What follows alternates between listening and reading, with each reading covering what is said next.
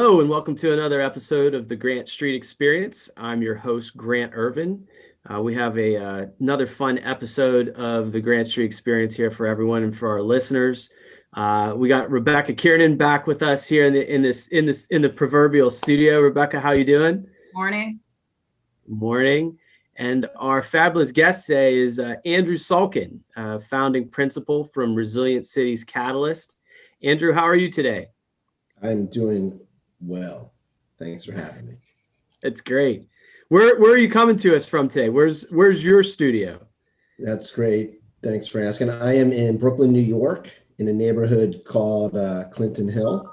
Very walkable neighborhood. I think if you came here from Pittsburgh, it would look familiar. That's terrific. That's terrific. So for folks listening in, Andrew was part of the critical team for our work with the 100 Resilient Cities Initiative, going back, I guess it was, Rebecca, 2015 that we started kind of the engagement with 100 RC.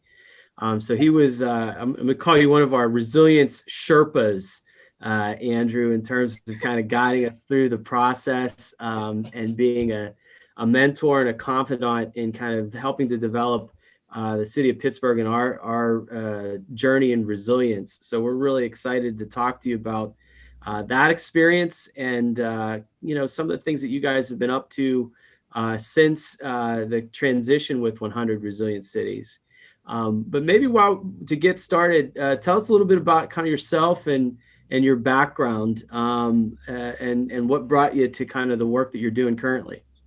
Sure. I grew up in Philadelphia, so other side of the state, Eagles fan. Neither team is playing this weekend, sadly.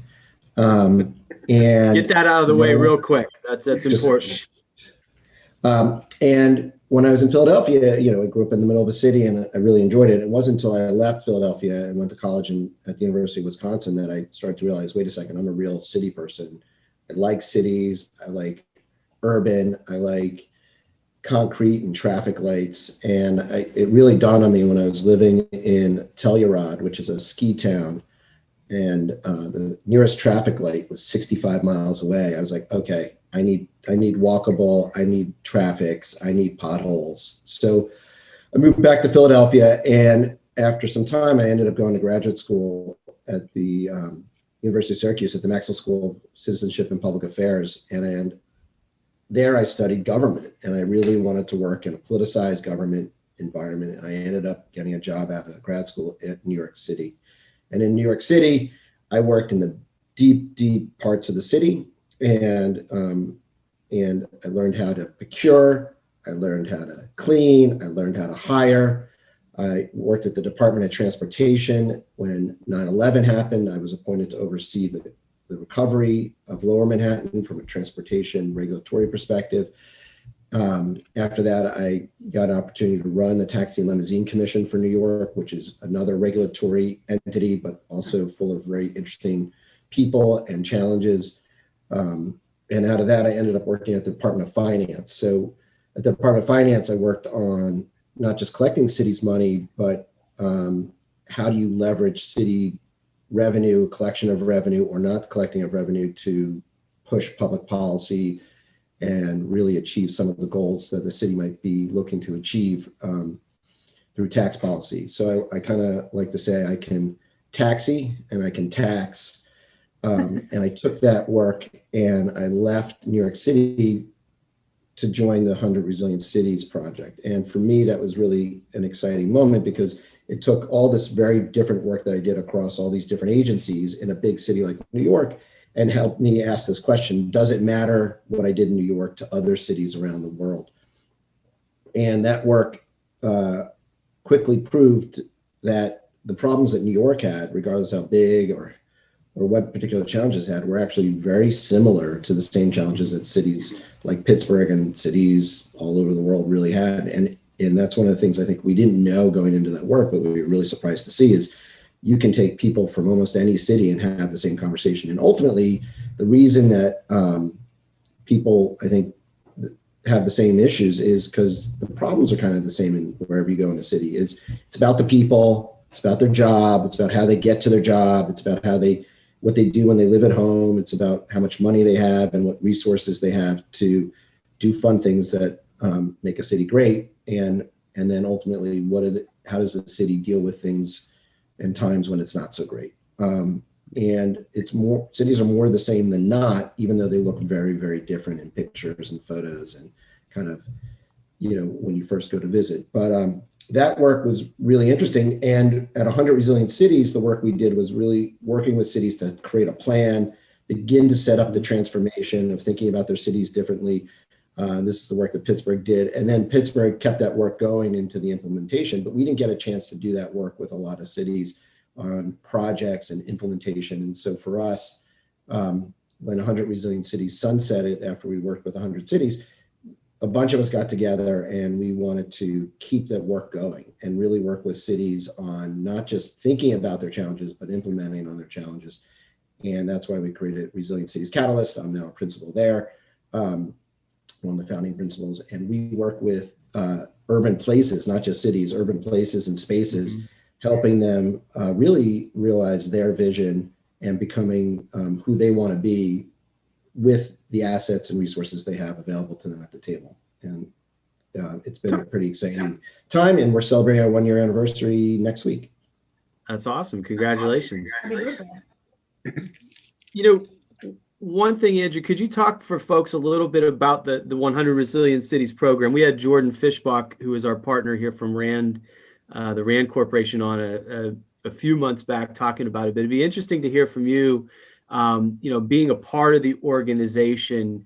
What was both kind of the startup and the development of the program, but also the experience of kind of, as you were talking, I was thinking about my experience there is that all cities have a common language, right?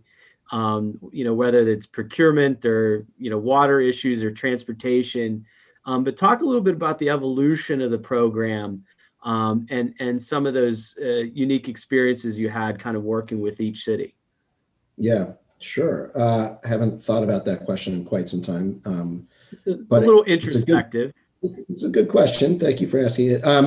So one of the things that was exciting about 100 Resilient Cities is this is going back to when it started in 2013. And the challenge by the Rockefeller Foundation was go work with 100 cities.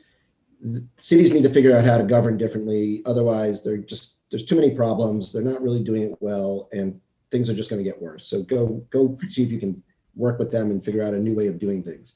And resilience can serve as your kind of starting point of a dialogue and a conversation.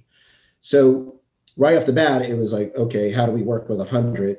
Do you just start with 100? Do you get really involved? Do you kind of let the cities do what they need to do? And there was a lot of interesting debate about that. And ultimately, we decided we're going to invite cities to participate. We started mainly driven by the press office. They're like, do a third. So we kind of started with about 30 cities in the first cohort. And then we're like, okay, now what do we do? And many of the cities who were part of the cohort said, well, what's resilience? And early days, resilience back then had a lot of different definitions. It was, the only time I heard anyone talk about it was usually in the city. It was like the IT engineers talking about the resilience of their network and their fiber. And you're like, okay, that's not what we're talking about.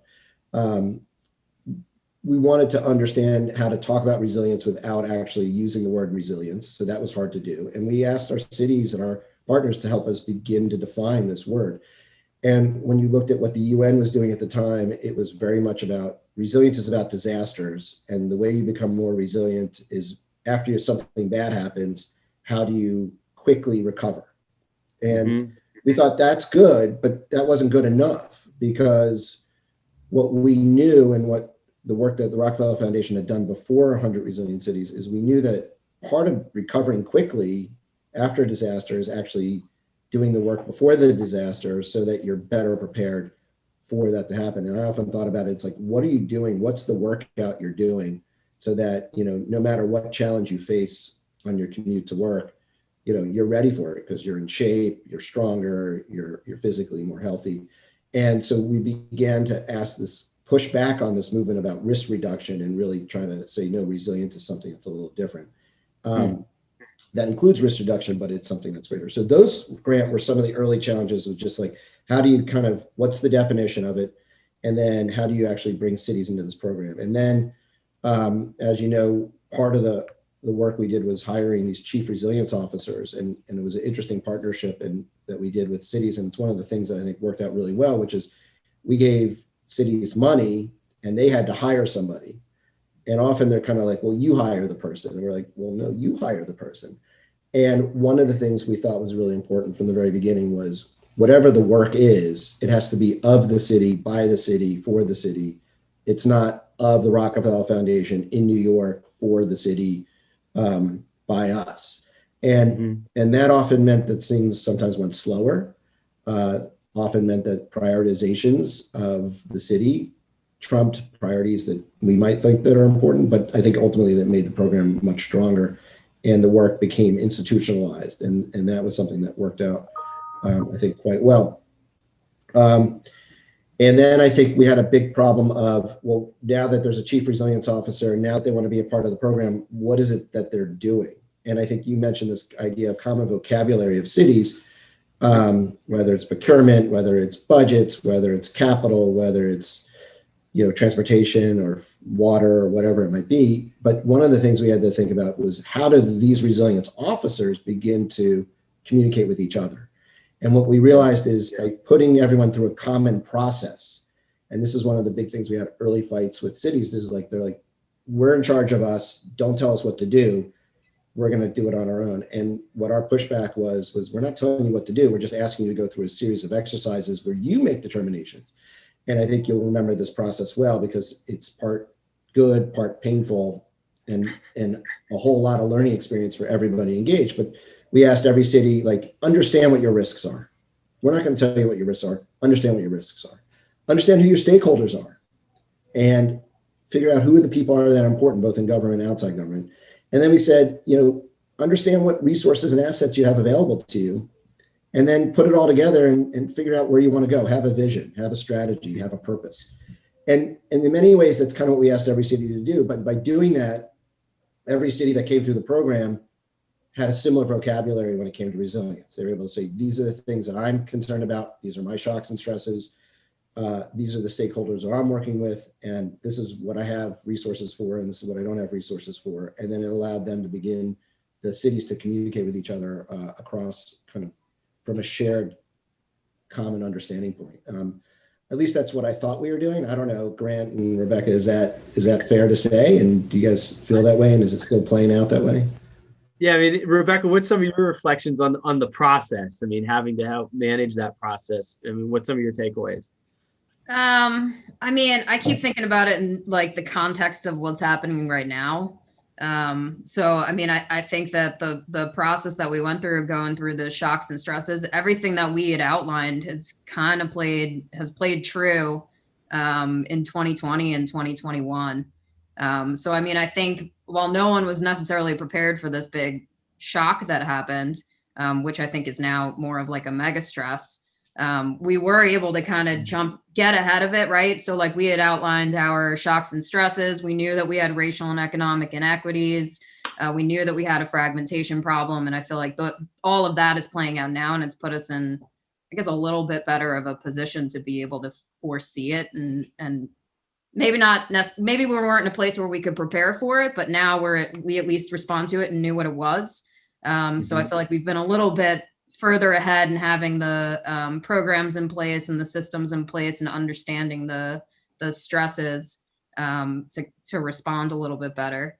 But yeah, I mean, I think the process was super valuable. It got people thinking about these issues. We had a disease outbreak on our list, which is kind of interesting to look back on that. It was a small one and it wasn't talked about much, but it was in there.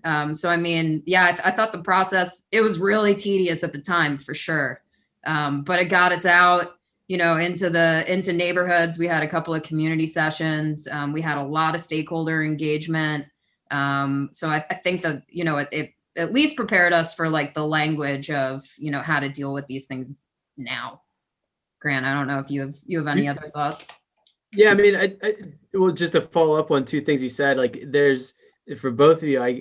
One, the idea of going through, because the rigors of the process, like I think that having to go through that is a good thing for any city, because it allows you to take kind of the introspective look, but also look for where those dots need to be connected inside of an organization in order to address, whatever the challenges are.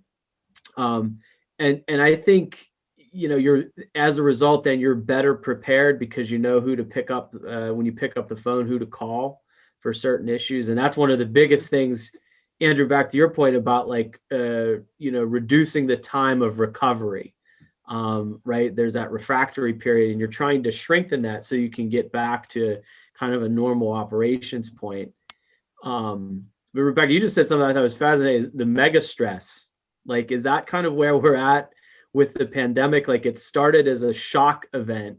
Right. And we talk a lot about that language of shocks and stressors, the long enduring challenges versus the immediate and negative impacts. But like, are we in you just coined a new term, Rebecca, a mega stress? I just made it up. It's probably not. Well, I like it too. I will offer, I was doing some thinking. I was trying to think where in at least US history is something like COVID. What's the most similar thing to it? And I think we could ask what was the last mega stress we really had, and I came up with, I think the last mega stress we had, again, I wasn't alive, was probably World War II. And the definition of a mega stress would be something that's caused by something else. So we have the health issue, but the response to the health issue, the war, has led to all these other systems being drawn in and being really challenged to their limits.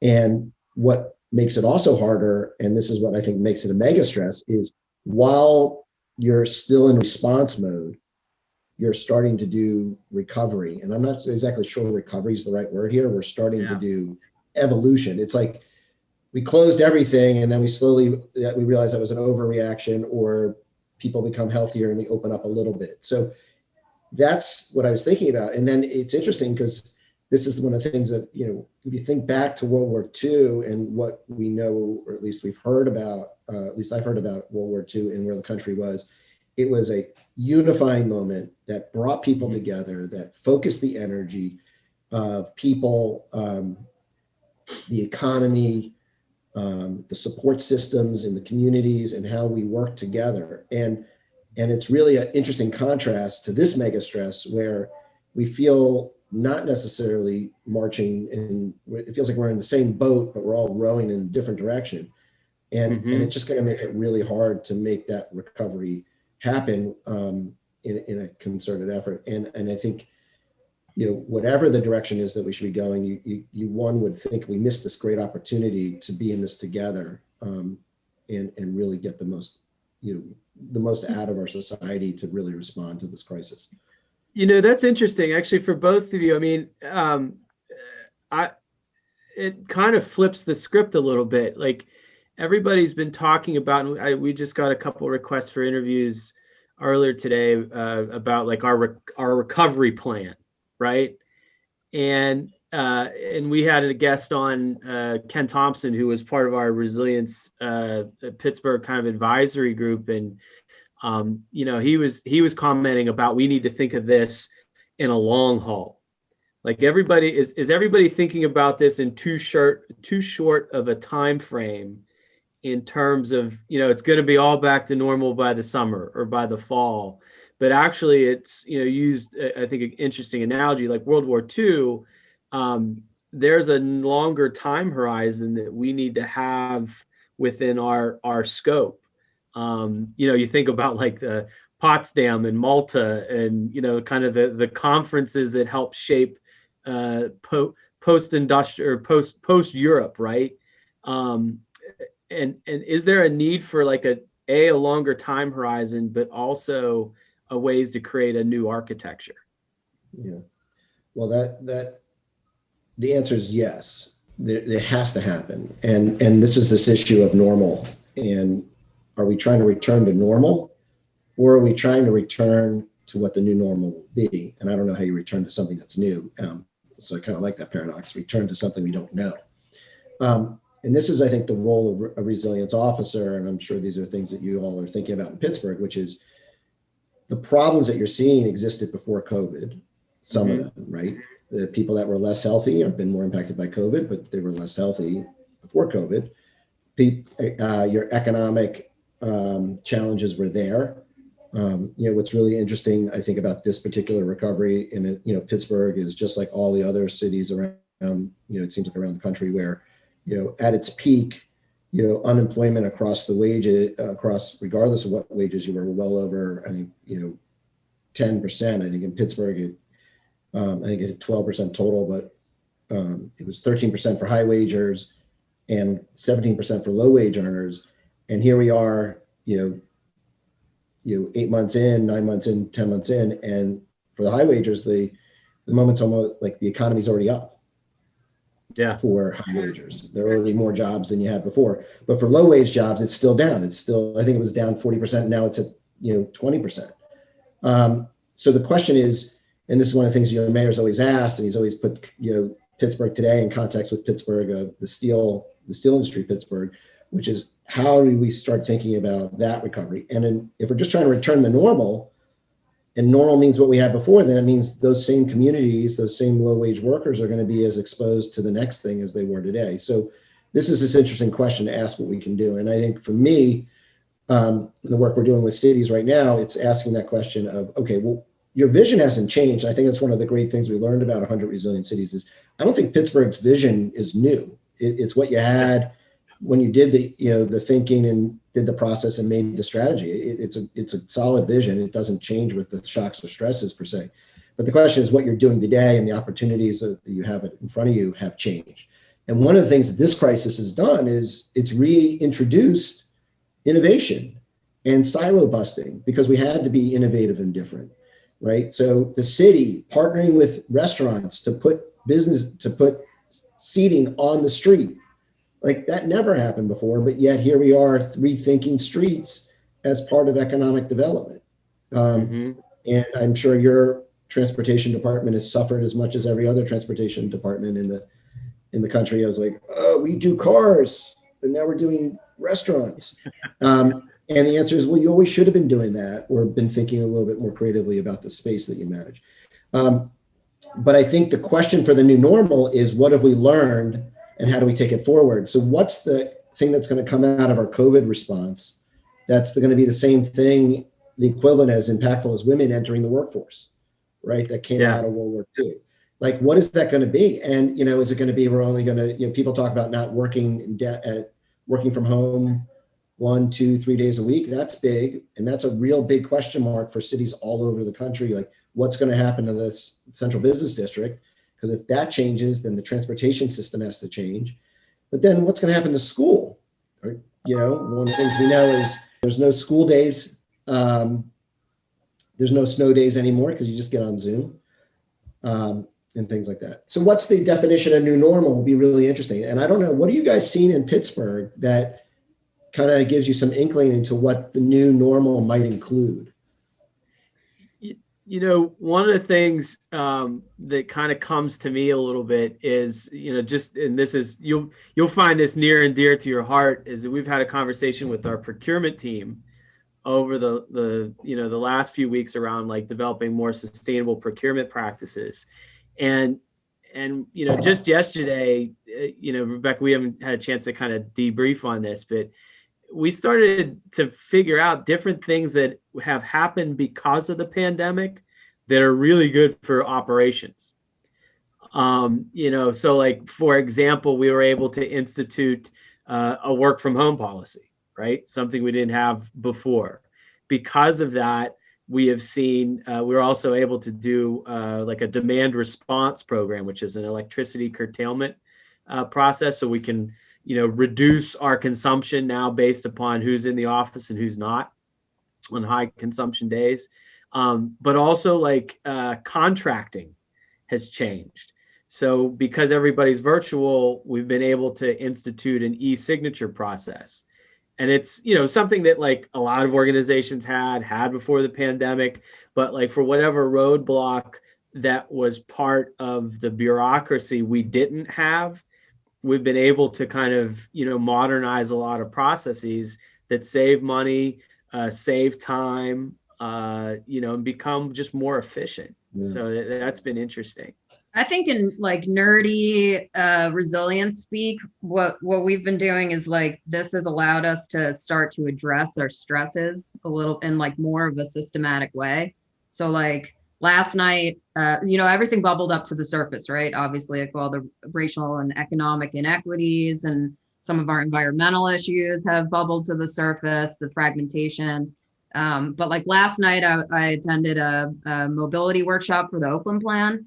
It was a whole workshop about the impacts of redlining and making sure that, equity is integrated into any of the mobility planning that we're going to be doing in Oakland, which is like our downtown or like our university center. It's like second to downtown density wise. But I think that like, now that everybody's sitting at home and thinking about all of these stresses, and they are now real problems instead of just things that you could kind of push aside and think maybe weren't actually occurring. I think that this has allowed us to like create the systems to address them so that we are better prepared for whatever's coming next. Right. Well, that's a good lesson to really think about what's the vision that you had before you had the crisis, and what really does need to change in order for you to meet that vision. And I will say one of the things that I've talked to cities all over the world about is one of the biggest things that has to change is, you guys, chief resilience officers often get viewed as tinkerers. You're tinkering at the margins to get new things implemented. And that's not going to do it. And often the place and the root of, and at the core of many government processes is their budget.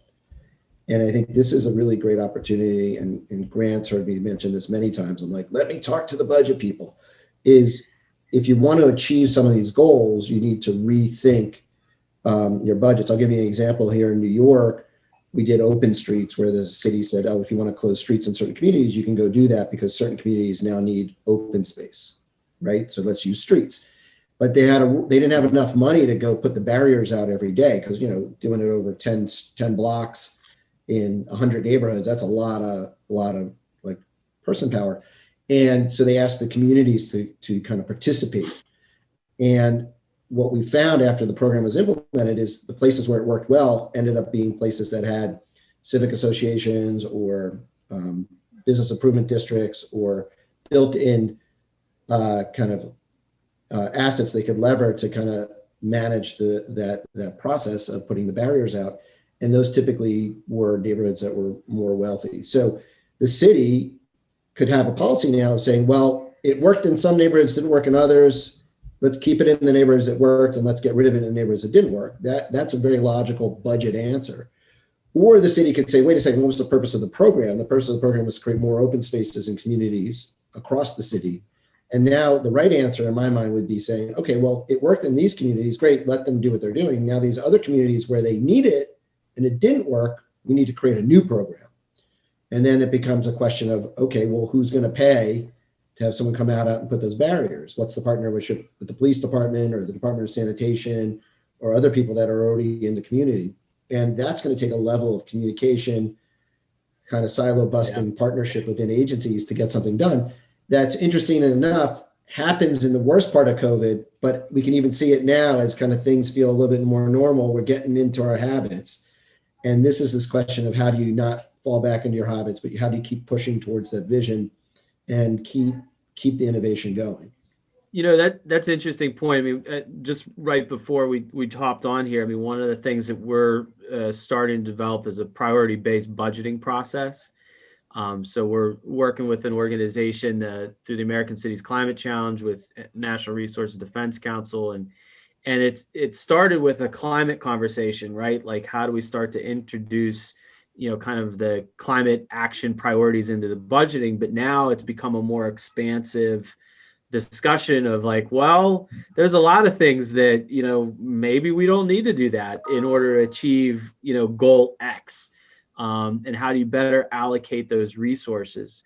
What are some of those things like the structural tools like that, like priority-based budgeting, or you mentioned BIDs earlier, business improvement districts? What are some of those implementation tools? Because that's like the focus of Right. Resilient Cities Catalyst, right?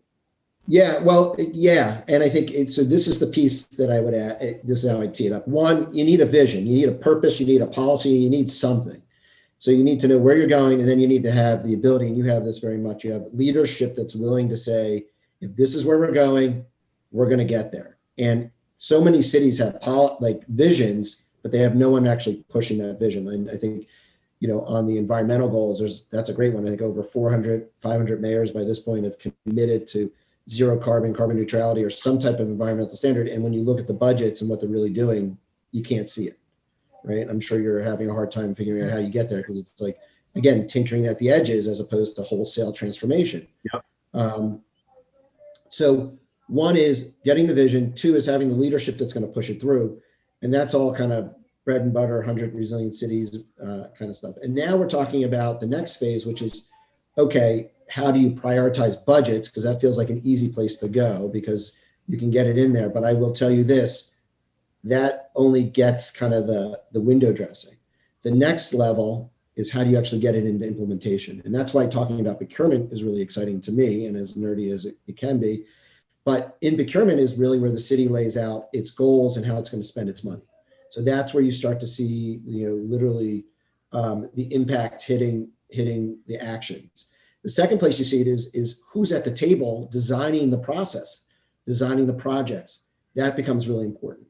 Another piece that people overlook a lot, and this is something I spent a lot of time in my government career doing, is government as an administrative body creates lots of issues to the citizens. And one of the things that agencies forget about is their purpose. And they end up focusing on how to become efficient. And in the process of becoming efficient, they actually forget why they exist. And I saw this happen when I was at the Taxi and Limousine Commission. I'm like, why do we exist? They're like, we get licenses for drivers and we help the owners and the drivers make money. And I was like, no, we don't. They're like, what do you mean? That's exactly what we do. I was like, no, we help people get from point A to point B by giving them qualified drivers and a licensed vehicle that's safe. And if you can't make the connection to people, then we've lost our way. And what we found is TLC, when I worked there, we had really lost our way because we forgot what we were doing. And what becomes hard when you add people and purpose is you start realizing that you need to redesign what you're doing because what you've created is something that looks efficient, sounds good in a operations budget tracker report. We use less people to do the same job than we did last year. Unfortunately, no one says that the job you were doing is actually the wrong thing, right? And that's the piece that I think people get lost. And now we have this great opportunity because of COVID where there's more data out there than ever before, and we can really see what the impacts are on different neighborhoods, different populations, different way that people are moving around.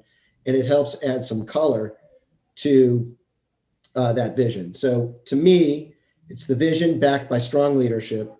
It's the ability to take that vision and put some numbers to it that allow you to then make decisions around budget, procurement, and purpose. And it's the skill set that you need within the agencies to remind the people who are doing the work that I'm not just doing it to go from left side of the task to the right side of the task, but I'm doing this because it's going to change someone's life. And that's my mission. And I think those are the things we try to do at Resilient Cities Catalyst is by bringing people together and putting the people at the table who your policy is going to impact can be transformative, right? And I think that's one of the reasons environmental work has been so hard is because it's usually tied up in another project. We're redoing the building because it's broken. Very rarely, and it's as you fix that building, what's the reason to do it? If it's making it environmentally friendly, at the end of the day, it's still going to be a building. But if you're saying we're changing the building because it's going to be the anchor of the community, that's now going to be the community center, and it's going to be where everyone comes and gathers and does all this stuff. And by the way, we're going to make it environmentally friendly. That's great, the environmental friendly piece, but it's serving a greater purpose. And this is the piece that I think we get lost on is connecting those pieces together so that these projects have greater meaning. And we do that because we don't bring in the people, or the purpose of the work is often just even left off the table altogether. All right, there was a good little rant. That's good stuff. But where do you guys find yourself working now? Like in terms of the catalyst, I mean, it gives you the ability to work beyond like the 100 cities that were a part of like the 100 RC network. Where's the path leading you? Like, is there a formula in terms of the type of city or the type of problem? You also said you're working at like the sub-city level as well. So Yeah. what does that look like?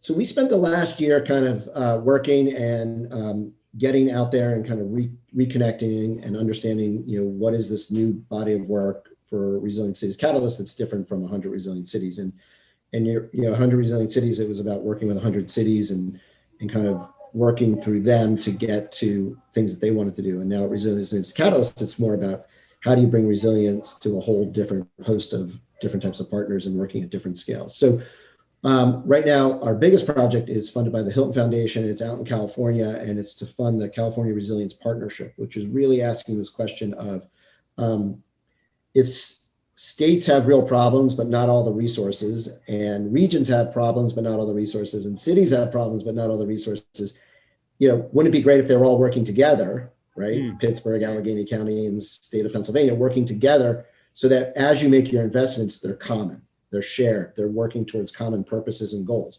And often those goals aren't really disconnected, but the way that the bureaucracy communicates through different levels of bureaucracy, it gets messy.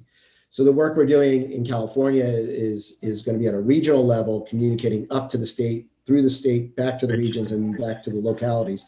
We're working with LA and Ventura County to start and San Diego to start. And the original question in LA was, if forest fires are the new normal, then what's that mean? What's the new normal? Again, a big shock.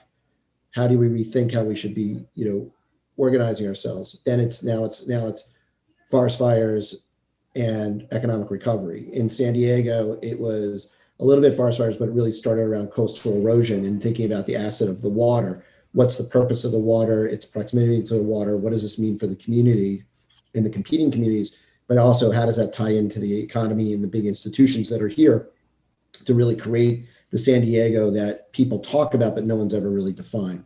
So that's how that work has started. And our hope is to add other pieces there. So one of the big problems we want to address this year is begin working at that scale. And we're really excited for the Biden administration because they're talking about a whole bunch of capital beginning to flow back out of the federal government into states, into cities. And one of the things we want to be a part of is ensuring that that money is not spent on state of good repair or shovel ready projects, but is spent on building the state of future need, building the infrastructure that we're going to need to make our cities the places of urban productivity that we need them to be for the next 30, 40, 50 years. This is the moment we have, is to take that capital infusion and create our future today. And if we're just filling potholes, filling a road, I'm trying to think of a good road in Pittsburgh, but almost all your roads were built, it's tough. They're optimized for the 1960s. And right now we're fighting to put potholes in them against Grant Street, right? What should Grant Street do for the city of Pittsburgh in the future? And is its future really just parking and cars and maybe a bike lane? But the answer is probably not. It needs to do a lot more. And how do we get there? So this is this opportunity. And so this is for us how that work plays in, is how do you make sure you're getting, the resilient benefit out of every dollar that's being invested. And I think one of the ways you do that is building with an eye towards the future, as an eye towards making the past work better. The second problem we're working on is, somewhere between, and I hope you agree with me because you're in the middle of this, is somewhere between city government and communities, something's missing. There's a layer missing. And when you really take a step back and think about it, we've been informally tinkering with this for years through business improvement districts, civil associations, community boards, all kinds of community things have happened, but we've never really cracked that nut. And if you think about it, so much money flows in from government into communities, but it comes in as silos. Yeah. And when it shows up as silos, again, are we doing, we're being efficient, but are we actually achieving the purpose? And one of the things, I hope this analogy plays out. If this is a community and these are the silos of government, right? What happens when your budget gets bad? Well, everyone has to cut back 10%. So what happens if you cut back 10% from a community that's on the edge? Well, maybe government can no longer support that community because you pulled back. And that's not the way you do budgeting, right? Because you could take half that money and hold up the community. You don't need to fix the potholes if it's not the most priority thing. And that's something that we think is missing. And what we think is there's a lot of great community-based organizations. There's a lot of great talent that's already in communities, but the way that they partner with government is missing. The way that government partners with them is missing. So we're going to be working to help enliven that. You guys have done a lot of that work already and proven like case studies, but how do you do that on a more holistic and systemic change? And just before you jump in, the third thing we're working on that we think is really critical is a lesson we learned at 100 Resilient Cities, which is, and you know this very well, there's no shortage of projects in cities, and there's no shortage of money out in the capital world. Mm-hmm. But whether it's because of the way we budget or how complicated it is to go from idea to implementation, we're missing opportunities to actually do what's needed. And so we're going to spend time working with cities to create the capacity that creates projects that actually connect to the funding, access the capital, and get implemented, as opposed to just kind of like projects and capital. I don't know. My analogy is outside the used car sales people. There's those balloons that go like this. It's like project and capital are just flying around, and maybe they connect, but they never really do. So those are the three things: regional partnerships with local government to get resilience, somewhere between a new way of thinking about neighborhoods to drive resilience with city resources and partnership, and ways to really drive those projects that everyone's already wanting to do, moving them forward. All right. It's interesting. There's two things, and I want to, just before you jump in, Rebecca, because I want to pivot to you real quick in a second. There is a huge gap, I think, in terms of the ability. We don't have the structures. We as cities and communities are not taking full advantage of new structures to deliver on the projects that we need, right? So that idea of kind of silos is one that's everybody drives and has a mission or purpose, like you were talking about earlier, to drive business as usual, but it's very difficult to develop the next generation concept, right? And that's where, whether it's a business improvement district as an example, where you can reformulate the shape and structure of a governance model, where you can bring community, the public sector, and the private sector together to achieve a common purpose. That's something that I think cities need more fundamental assistance in helping to develop, and the agency to do so, right? Like that's the other piece. Because like we're seeing this, for example, in a lot of partnership with like our local utilities, when you're talking about issues of like energy transition, for example. The gas, water, electric, steam utilities are built to deliver a 20th century model of energy, not the 21st century decarbonized model that we need, right? So how do you kind of facilitate that? But Rebecca, you're starting to step into some work right now in that space, like in Greenways, about looking at like new funding models, because this is another kind of example where like our Greenway system, for example, in Pittsburgh are, good, designated from a planning standpoint. We know where they are, we know their purpose, but they're not resourced. And that's not anybody's fault per se, but there's no structure to fundamentally provide investment to them. And, Rebecca, maybe share with Andrew a little bit about some of the things you're stepping into now. Yeah, I mean, so our Greenways system is like 1,200 acres across the city. And basically what happened was in the 1980s, when we lost half our population, they consolidated a lot of the steep sloped hillsides or places where the properties became vacant, and consolidated them into like a permanent greenway easement. So for like recreation or conservation. And then they were never resourced. So it was just a way then you could have stewardship groups come in and, since 1980, over the past 30 years or 40 years, it's been those stewardship groups have waxed and waned over time. Invasive vines have come in. They're huge properties. So, there's dumping issues. It's just become totally overwhelming for those stewardship groups. And at the same time, the city has just not provided any resources towards those greenways. But we're looking right now at like, and I think that it's exciting with, new economic models around carbon, But there's an opportunity to access some carbon markets. So they're in poor health.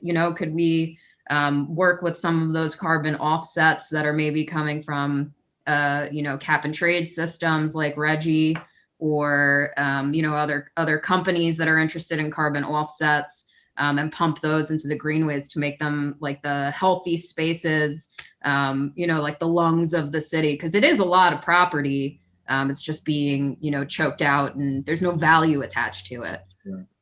Yeah, I think it's kind of, the other thing I'd say, the idea too is like onshoring that money, right? Or reshoring that money. Whereas the carbon offset markets oftentimes go, to invest in good things in other places in other countries, but how can you do that like in your own backyard, right? Yeah. Literally. I mean, it's literally a big, yeah, we have a big resilience issue there too, because those are the properties where we're having, landslides, which are then ending up on our roads. So, in addition to, the air quality benefits and the carbon benefits, like there's other safety issues as well, that you could start to layer in there. I love this conversation. Rebecca, my only pushback for you on all those stewardship models, like that's tinkering, right? And now you have this new money. It's tinkering because if the city really cared about the park, it would take care of the park. And It's great to have stewardship, but if you're leaving it all to stewardship, then that's, in my mind, tinkering. Oh, yeah. It can only go so far. That's all I meant. It's not bad. It's not the full answer. And now that you have this carbon offset model and you're trying to get money, onshore that money, that's great. But again, it's not like they're forcing you to take something the city should be valuing very high, which is greenway, open space throughout all the communities, and you're trying to find new money for it. So part of the question is like, don't let your budget office off the hook. If now in a time of COVID, right? Hey, open space is more important than ever. And in some communities, the only thing they have is like, we can close the street. But in some of these communities, we have these great parks, but could be parks. How do we really start to lay that foundation? And then the argument is, if the budget office being dynamic and you think about it over time, and you're strengthening neighborhoods, and you're starting to, bring in people who are going to like respond to asset investments in the community. Maybe that helps fill vacant lots with new houses, or vacant houses with new people. I don't know. So I like what you're doing. It also makes me angry because this is something so important that the budget office gets off the hook. Like they're never going to say. I think it's also about like bringing new money in.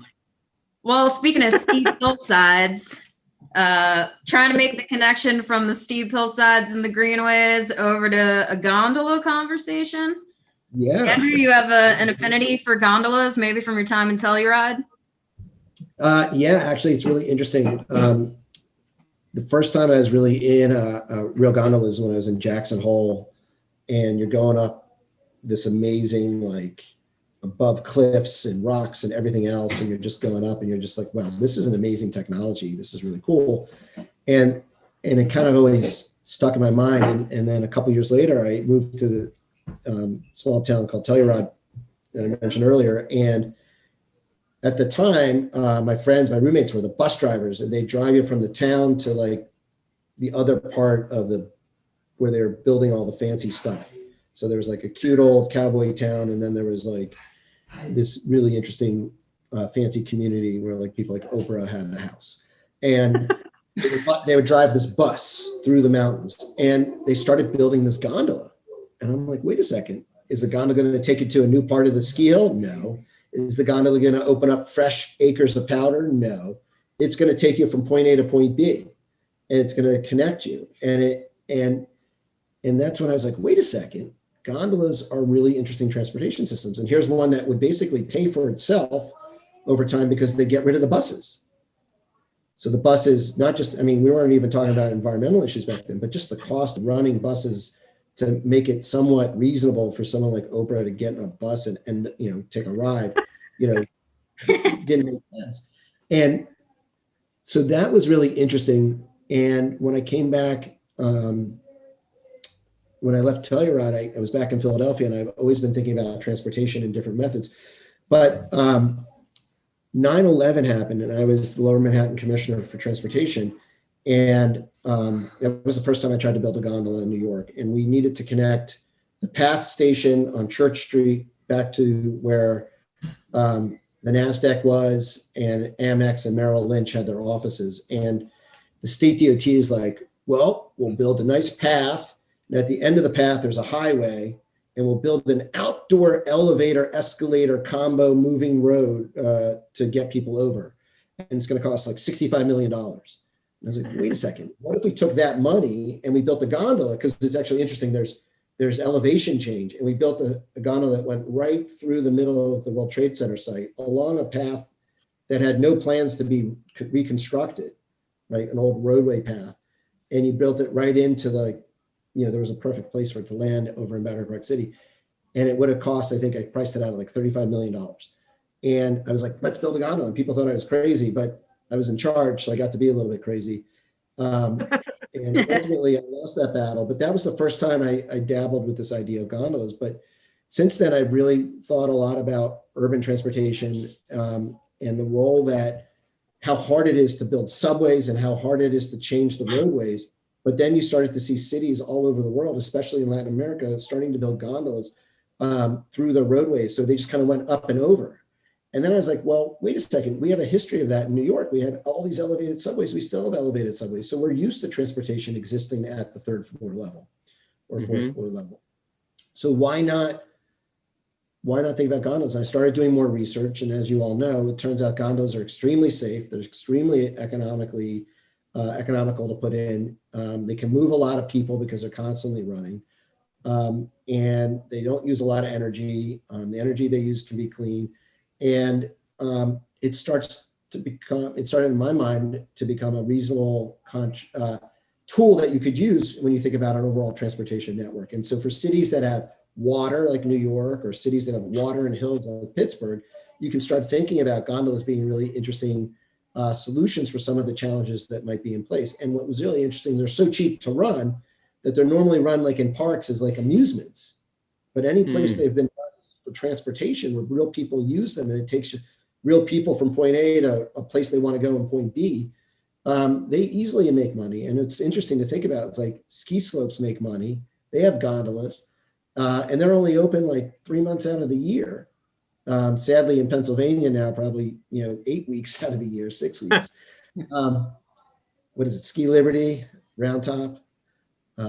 We have Seven Springs at Hidden Valley out this way. That's it. I remember going there. That's like a real nice development there. So if it turns out that it's a really interesting option, and I think one of the things we talked about in Pittsburgh is leveraging this opportunity to either create amenities that bring people to parks, or even better, how do you create amenities that bringing people to parks and opening up new park space, but at the same time in connecting to the communities that typically can't get to those parks, but also thinking about ways of connecting people from one side of the river to the other, from top of hills to others. It would really open up communities and easily pay for itself. So what we're here today to talk about is, creating the Gondola Construction Authority for Pittsburgh. That's going to be a self-funded, self-generating thing. And all they need is a license. Actually, if you gave a company the right to do that, I don't know if you guys know this, most of the subways in New York City were built by private companies. And what they got was the right to build a subway and manage a subway for 100 years. And then they were able to go raise the capital. Now they all went bankrupt. That's another story. But there's a way to build gondolas in a city like Pittsburgh, probably with no money from the city, but yet valued and governed by the city. So we can create if there's a takeaway from this conversation, we're going to create the GCA, the Gondola Construction Authority. Yeah. Rebecca, you've looked at this a little bit through the 100 Resilient Cities program with the company Doppelmayr. I mean, what were some of the what were some of the things that we discovered in the research? That's a pretty nice, actually, model. Like, that is sweet. See that going across the river right now, right? Totally. This is the urban concept model by Doppelmayr. This is a sample of a 3G 35-person gondola that is operational in Koblenz in Germany. Yeah. Yeah, I mean, so we did that study. Like 2 or 3 time is a suck, but maybe 3 years ago with Doppelmayr. So they Right. came and they looked. We had a consultant that, we took around on a tour and looked at our hillsides, and we thought about a couple of different connections that we might be interested in. We have a really good report that's on the city planning website that outlines what some of those options were. But what was interesting in Pittsburgh is like we have the precedents for this. So we have two inclines, which is really the same technology, the cable transit technology. So, I mean, people are excited about it. We talked to a lot of people, we talked to our mobility department, but it's still thought of as like that crazy, kind of that like secondary, like, oh, well, that would be really neat. Maybe someday. It's very futuristic. How do you get, even though, there's a precedence for it from, what is that, like 200 years ago now? I mean, those inclines are pretty old. But, how do you change 100 plus? 100 plus. So like, how do you change? What is the mindset that needs to be changed to make it more mainstream? Because it is a viable, inexpensive, low carbon, low intensity. You don't have to do any paving. Neighborhood transformative technology. Yeah. So like, what's the mindset in the community that needs to be changed? Because it seems like Pittsburgh is a place that's really primed for this type of technology. So one thing might be interesting, what they did in Koblenz is it goes across the Rhine, and it goes from the town Koblenz right on the water, and it goes up to a UNESCO historical site. And they built it it was in connection to the celebration, I think, of the town, and they needed parking. So they were using the historical site, which had a lot of parking to get people down, or maybe vice versa, or a big flower show or something that they do up at the historical site. And the deal they made is that it would be temporary. Yeah. So it might be interesting because these things are actually, they're not so expensive that, your issue would be getting across the river, but your rivers aren't wide enough. You don't have to put anything in the river, you just go over the river. If something was temporary and it was like, let's do an experiment for 10 years, it would probably cost out as cost positive. And if the community wants to keep it, they could keep it. And what happened in Koblenz is the community signed petitions saying we want to keep it. And so now they've kept it, and it's still there. And what's really interesting in New York, which started the urban gondola revolution, it's actually a tram that runs from Manhattan to Roosevelt Island. It was built as temporary until they had the subway stop. And now they've built the subway stop, and it's still there 35 years later. Who operates that, Andrew? Who operates the Roosevelt Island Gondola Tram Authority, which is operated by the Roosevelt Island Authority. It's like an authority within an authority. But they did set it up. It's self-contained. It sits outside, and it has a cost-sharing piece with the Metropolitan Transit Authority, so you can use the same tokens and not tokens, but transit passes. But I would encourage, if you're going to put links onto your podcast, putting some links to the transit systems in La Paz and Medellin, and even Caracas, where they have these really exciting gondola systems. And even London has one. London was built for the Olympics to go kind of from nowhere to nowhere. It was redundant to a subway line. It was built at like 2x over budget, and it still makes money. It's still positive on operations, and it's able to raise enough funds to help pay for the capital. So there's a lot of really exciting opportunities here. And I think, Pittsburgh, very easily could have a system like this. And what's great about it, and one of the things that one of the things that's great about Pittsburgh, and one of the things that kind of like, I just keep thinking about Pittsburgh, it's embedded in my mind, is you have an amazing bus system. That's great. Buses aren't the best. They're certainly not equitable. And when you drive around at night and there's someone waiting for a bus stop in 12-degree weather, just kind of out in the middle of wherever after they got off their shift, something like buses, like they don't solve all the problems. So gondolas are always running, they're always moving.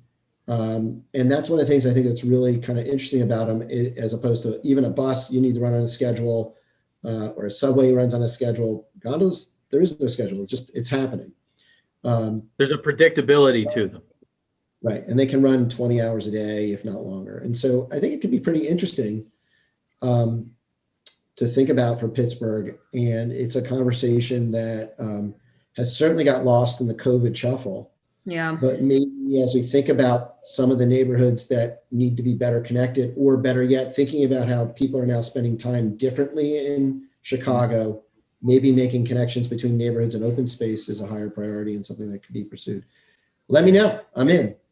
Let's we can make a note and have a special gondola episode. Maybe we can get the team from Doppelmayr to come in and join us, and maybe do a little 101 for everyone, and we can circulate it around. That would be terrific. Yeah, Great. I like that. So, Right. so Well, we're coming up on time here, Andrew. I want to thank you for joining us here today. It's been terrific just to catch up a little bit, and always creates a bunch of notes and additional conversations that we want to have with you, of course. But thanks for joining us here on the Grant Street Experience, and we look forward to catching up with you soon. thanks for the chat. It was great to see you both. Love chatting always about these complicated city problems, and always following the great work you're doing in the city of Pittsburgh. And I saw the mayor's quote the other day, just like, here we go again. So there's always more to do, and there's always someone fighting against it. So keep up the good work. Definitely. Thank you so much, Rebecca. Thank you as always. And thank you to all you guys listening in. We really appreciate it. And thanks to the Pittsburgh cable team for your production capabilities. We will be talking to you soon here at the Grant Street Experience. So thanks much and have a great day. Take care.